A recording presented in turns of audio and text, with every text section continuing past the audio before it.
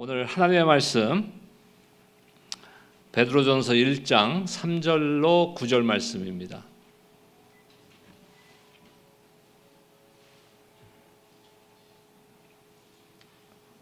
베드로전서 1장 3절에서 9절 말씀 저와 여러분들 한 절씩 교독하도록 하겠습니다. 우리 주 예수 그리스도의 아버지 하나님을 찬송하리로다. 그의 많으신 긍휼대로 예수 그리스도를 죽은 자 가운데서 부활하게 하심으로 말미암아 우리를 거듭나게 하사 산 소망이 있게 하시며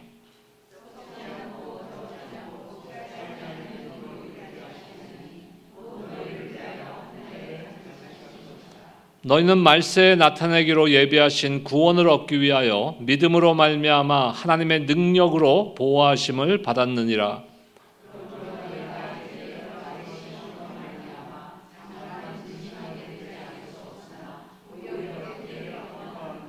너희 믿음의 확실함은 불로 연단하여도 없어질 금보다 더 귀하여 예수 그리스도께서 나타나실 때 칭찬과 영광과 존귀를 얻게 할 것이니라.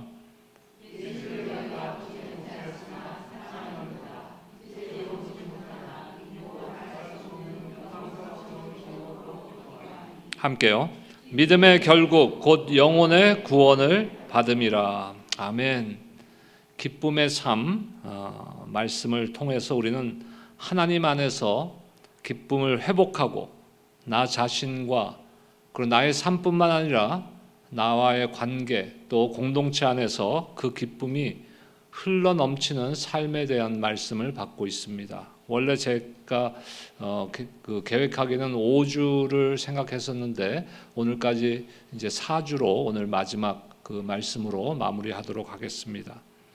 오늘 보면 베드로전서는 로마 황제 네로 황제 시대에 그 크리스찬을 향한 기독교인들을 향한 박해가 시작되던 시기에 이제 디아스포라 흩어진 성도들에게 보내는 위로의 편지입니다.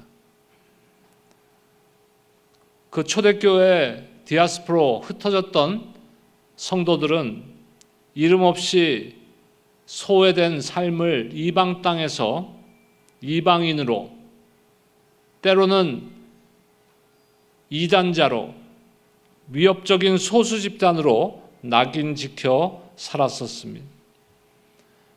그러니까 어떻게 보면은 우리가 보통 생각하는 우리의 관점에서 볼 때 기쁨이라는 것과는 전혀 거리가 동떨어진 그러한 상황 가운데 살았던 사람들입니다. 그들이 신앙을 지킨다는 이유 때문에 직장을 잃고 다른 사람들에게 고발당하고 재산을 몰수당하고 심지어는 짐승의 가죽을 뒤집어 쓰고 경기장에서 사자의 먹잇감이 되는 그러한 일도 있었습니다. 그런 상황에서 신앙을 지킨다는 것, 복음을 지킨다는 것은 단순히 어떤 종교적인 신념이 아닌 것이에요. 생명을 건 그들의 결단과 선택이었습니다. 바로 그런 성도들에게 오늘 베드로 사도는 놀라운 선언을 하고 있는 것이에요. 우리 주 예수 그리스도의 아버지 하나님을 찬송하리로다. 우리가 너무 힘들다 보면요, 기도도 안 나오고 찬송도 안 나올 수도 있어요. 지금 어쩌면 이 디아스포라 초대교회의 그 흩어진 성도들의 삶은 그것보다도 우리가 경험했던 최악의 상황보다도 더 최악의 상황이었을지도 모릅니다. 그런 그들에게 지금 베드로는 뭐라고 선언해요? 찬송하라고 선언하고 있는 것이. 기뻐하라, 찬송하라는 그 외침은 그들에게 어쩌면 어떤 추상적인 말로 들릴지도 모르지만 결코 추상적인 말이 아닙니다. 사도 베드로가 믿었던 그 복음이 진리의 복음이고 살아있는 복음이고 예수님의 십자가 사건과 부활이 실제인가를 삶 전체를 통해서 고백하는 선언인 것입니다. 우리 기쁨의 삶을 나누면서 첫째 주에는 우리가 기쁨의 근원은 하나님 자신임을 우리가 말씀을 통해서 나누었습니다. 두 번째 주에는 하나님께서 우리를 누구로 부르셨는지, 다시 말해서 나는 그리스도 안에서 어떤 정체성을 갖고 있는지, 하나님의 복된 자녀이며 하나님의 백성인 이 정체성으로 인하여서 내가 기뻐할 수 있다라는 말씀을 받았습니다. 지난주 말씀에서는 주 안에서 항상 기뻐하라는 빌립보 교회를 향한 사도 바울의 권면을 통해서 환경과 상황과 내 앞에 놓여져 있는 문제를 뛰어넘어 기뻐할 수 있는 그 말씀에 대해서 받았습니다. 사도 바울은 감옥에서도 기뻐할 수 있었고 그 기쁨을 이제 빌립보 교인들에게 전달한 것이에요. 너희도 항상 기뻐하라. 주 안에서 항상 기뻐하라고 명령했던 것입니다. 그러기 위해서 우리에게는 항상 선택과 결단이 필요한 것이에요.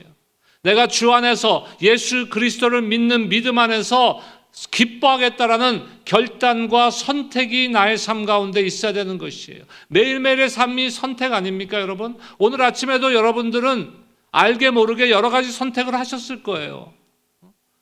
무슨 옷을 입고 교회를 예배를 드리러 갈까? 무슨 신발을 신을까? 오늘부터 배드민턴 한다는데 편한 복장으로 갈까? 아니면 가서 갈아입을까? 저는 갈아입는 걸 선택했어요. 그 가방을 싸갖고 왔어요. 10몇 년 만에 배드민턴 라켓을 꺼내서 10몇 년 전만 해도 제가 날아다녔거든요. 오늘 제대로 이 콕이나 맞출 수 있을지 모르겠어요. 어찌됐든 우리는 그 삶 가운데서 항상 선택을 하는 거예요. 우리 신앙도 마찬가지예요. 매일매일 선택을 하는, 결단하는 것이에요. 근데 우리가 선택할 때 무엇을 선택하느냐가 나의 삶의 퀄리티, 나의 신앙의 그 질을 나누게 되는 것이에요. 늘 말씀드리지만 급한 것만 선택하다 보면요, 나의 삶은 질이 떨어지게 돼 있어요. 나의 신앙은 그리스도와 거리가 멀게 될 수도 있습니다. 무엇을 선택해야 됩니까? 중요한 것을 선택해야 되는 거예요. 중요한 것. 급한 것이 항상 중요한 것이라고 볼 수 없습니다.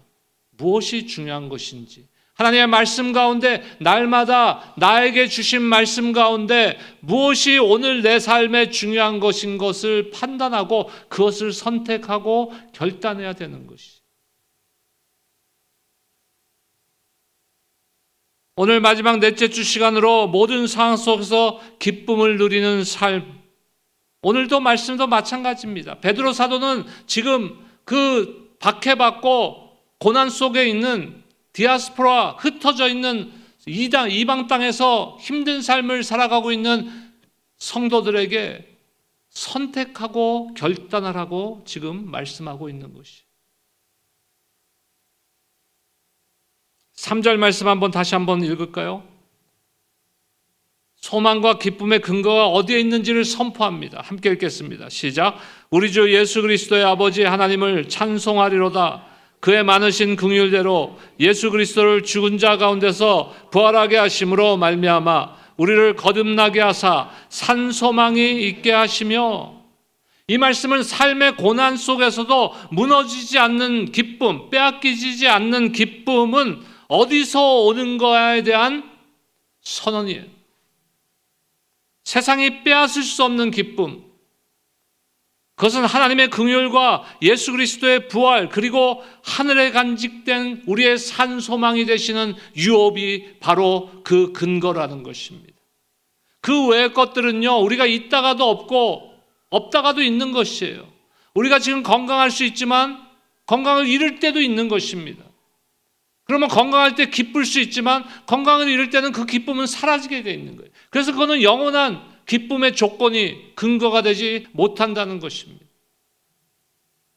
우리가 살아가면서 마주하는 수많은 문제들, 질병들, 때로는 상실감, 경제적 어려움, 사람들과의 관계의 단절, 이 모든 고통 가운데 우리는 진정한 기쁨을 과연 누릴 수 있을까요? 오늘 말씀은 그것에 대한 답이에요. 상황에 따라서 바뀌는 그러한 기쁨이 아니라 모든 상황 가운데, 어떤 상황 가운데서도 기뻐할 수 있는 근거, 그것이 저와 여러분들의 삶에서 가장 중요한 것이, 가장 중요한.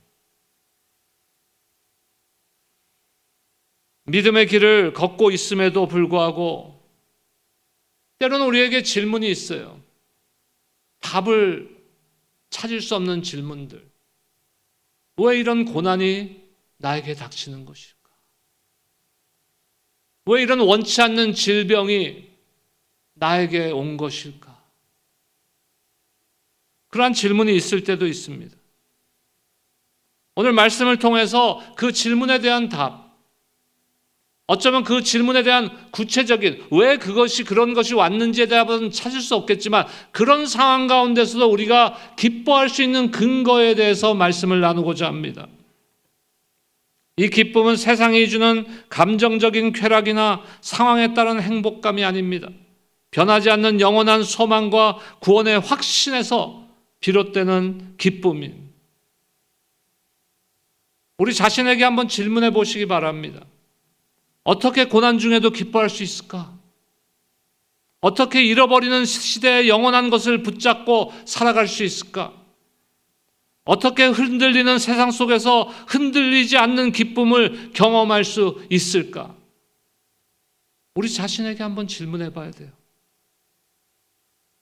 오늘 말씀 속에서 사도 베드로를 통해서 하나님께서는 그 질문에 대한 답을 우리에게 주고 계십니다. 예수 그리스도의 부활을 통해 우리에게 주신 그 산 소망, 하늘에 간직한 기업, 하나님의 능력으로 보호받는 구원이야말로 모든 상황을 뛰어넘는 기쁨의 근거이고 이유임을 선포하고 있습니다. 3절과 4절 말씀 우리 다시 한번 함께 읽겠습니다. 3절과 4절입니다. 시작. 우리 주 예수 그리스도의 아버지 하나님을 찬송하리로다.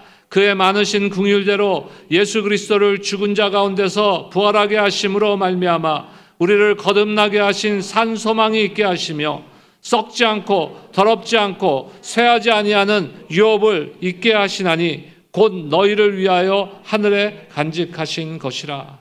아멘. 이 당시에 성도들은 로마 제국하에서 박해를 받으며 흩어졌다고 말씀드렸죠. 그들의 상황은 결코 기쁨과는 관계가 없는 그런 이야기일 수도 있습니다. 그런데도 베드로는 하나님을 찬송하자라고 선언하고 있는 것이, 오늘 말씀에서는요, 아주 쉽지만 굉장히 근본적인 신학적인 그 근거를 세 가지를 우리가 찾아낼 수 있습니다.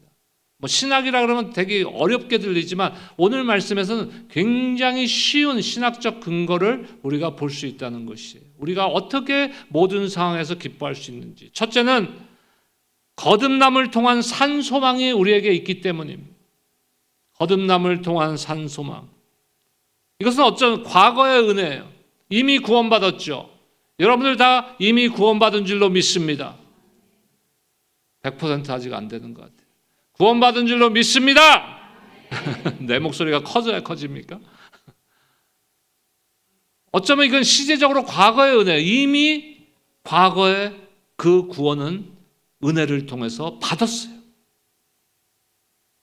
거듭남이란 것이 단지 어떤 윤리적, 도덕적 변화를 말하는 것이 아닙니다.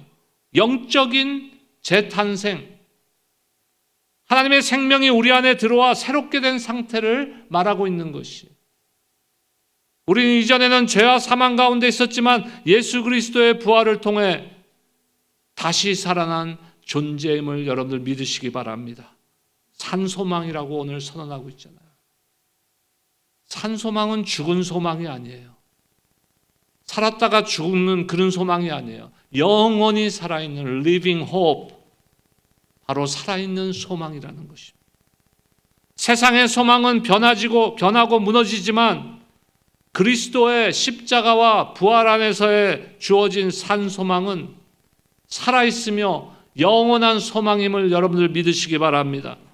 고린도전서 15장 20절 말씀에 보니까 그러나 이제 그리스도께서 죽은 자 가운데서 다시 살아나사 잠자는 자들의 첫 열매가 되셨도다. 여기서 잠잔다는 것은 믿고 죽은 그리스도인들, 신앙인 성도들의 죽음을 의미하는 것입니다. 모든 성도들의 죽음 앞에 하나님께서는 예수 그리스도의 부활을 통해서 산 소망을 우리에게 주셨다는 것이. 과거에 베푸신 구원의 은혜, 거듭남의 확실함이 우리 안에 기쁨의 뿌리가 되는 것입니다.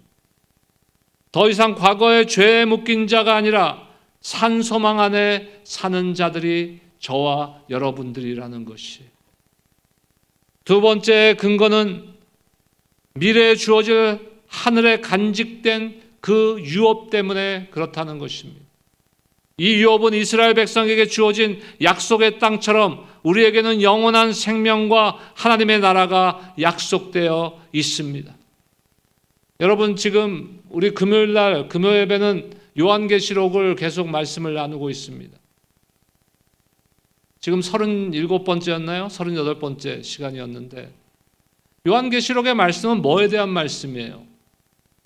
이 산소망에 대한 말씀이에요. 미래에 우리에게 주실 그 유업에 대한 말씀이라는 것이에요.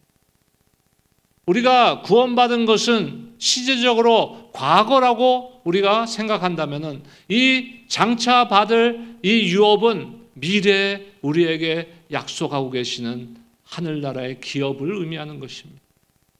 요한계시록 21장 4절 말씀 보겠습니다.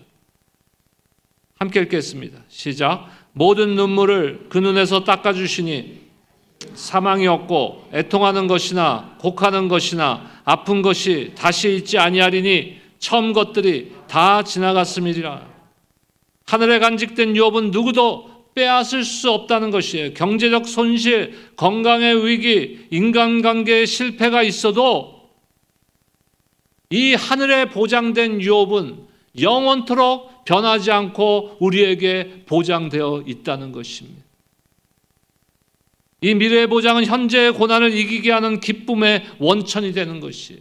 그래서 사도 베드로는 이 디아스포라 초대교회에 그 핍박받고 고통받고 있는 성도들에게 이 기쁨을 지금 전달하고 있는 것입니다. 세 번째 근거는 하나님의 능력과 은혜로 보호받는 현재의 확신이에요.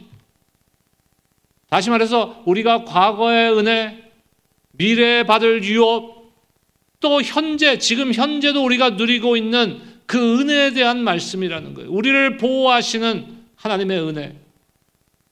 오늘 말씀 본문의 5절 말씀 함께 읽겠습니다. 5절입니다. 시작. 너희는 말세에 나타내기로 예비하신 구원을 얻기 위하여 믿음으로 말미암아 하나님의 능력으로 보호하심을 받았느니라. 과거의 은혜, 그 거듭남의 은혜, 구원의 은혜, 미래의 소망, 우리에게 보장된 그 유업, 이제 지금 이 순간 우리는 하나님의 능력 안에서 보호받고 인도받고 있다는 것이. 이것이 우리의 기쁨을 현재의 삶 가운데로 끌어올 수 있는 능력인 것입니다. 우리가 흔들리지 않고 설 수 있는 이유는 나의 힘이 아니라, 나의 능력이 아니라, 나의 성공이 아니라 무엇입니까? 바로 하나님의 능력 때문이라는 것이. 하나님의 능력. 시편 23편 4절 말씀 볼까요? 함께 읽겠습니다. 시작. 내가 사망의 음침한 골짜기를 다닐지라도 해를 두려워하지 않을 것은 주께서 나와 함께 하심이라. 주의 지팡이와 막대기가 나를 안위하시나이다. 여러분, 우리가 중요한 것을 절대로 잊지 말아야 돼요. 이러한 은혜와 진리를 머리로만 아는 것에 그친다면 기쁨은 우리 삶에 실제로 나타나지 않는다는 것입니다. 어떻게 해야 돼요? 믿음으로 결단하고 선택해야 되는 거예요. 무엇을 선택합니까? 지금 눈앞에 있는 문제보다 하나님의 약속을 선택해야 되는 것이, 흔들리는 우리의 감정보다 변치 않는 복음의 능력, 하나님의 능력을 선택해야 되는 것이, 사라질 세상의 기쁨보다 영원한 하나님의 나라를 선택하고 바라보아야 된다는 것입니다. 그래야 우리의 기쁨은 변하지 않는 것이. 우리가 연약하기 때문에 또 상황 가운데, 문제 가운데 처할 때 또 실족하고 힘든 시간을 지나겠죠. 그런 가운데서도 우리는 다시 일어설 수 있는, 다시 일어설 수 있는.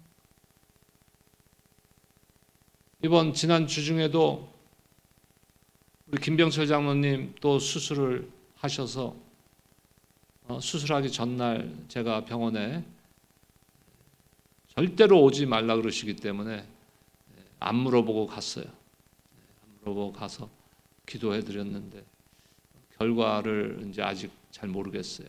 뭐 제가 듣기로는 굉장히 간단한 수술이라고 말씀은 하셨는데 정확한 거는 아직 잘 모릅니다. 여러분들 위해서 꼭 기도해 주시기 바랍니다. 우리 송영자 권사님 지난번에 다치시고 또 팔 부러진 데 수술하시고 머리도 꿰매시고 그랬는데 오늘 또 이렇게 예배에 참석하셨어요. 때로는 이게 왜 우리에게 이런 문제가 생기는 것일까? 알 수 없죠. 근데 우리가 알 수 있는 것은 하나님께서 분명하게 우리에게 말씀하고 계시는 것이, 이 분명한 근거들, 기쁨의 근거들, 이거로 인하여서 어떤 상황 가운데서도 우리는 기뻐할 수 있다는 것입니다. 이 세상은 불확실하지만 우리의 구원, 우리가 장차 받을 유업, 또 하나님의 능력으로 우리를 보호하심은 확실한 것입니다. 우리는 이 확실한 기반 위에 서서 기쁨을 선택할 수 있는 것이에요. 지금 여러분은 삶 가운데 어디를 바라보고 계십니까? 야고보서 3장을 보면요, 야고보 사도는 뭐라 그럽니까? 밑에 것을, 아래 것을 보지 말고 위에 것을 보라고 하고 있어요. 땅의 것을 보지 말고 하늘의 것을 보라고 하고 있는 것이에요. 우리는 너무나 쉽게 우리의 시선을 땅에다 둬버립니다. 현실의 고난, 내일의 불안, 사람들의 말과 평가, 해결되지 않는 문제들, 관계 속에서 오는 갈등, 이러한 것에 우리의 시선을 빼앗기고 살아갈 수가 있어요. 그러나 오늘 베드로 사도는 고난 중에 있는 성도들에게 어떻게 말하고 있습니까? 너희를 위하여 하늘에 간직한 유업이 있다. 너희는 부활하신 예수 그리스도 안에서 산 소망을 가진 자들이다. 너희는 하나님의 능력으로 보호받고 있다. 이것이 믿음의 사람들이 바라보아야 되는 시선인 것이에요. 어디를 바라보아야 되는지 오늘 결단하시기 바랍니다. 선택하시기 바랍니다.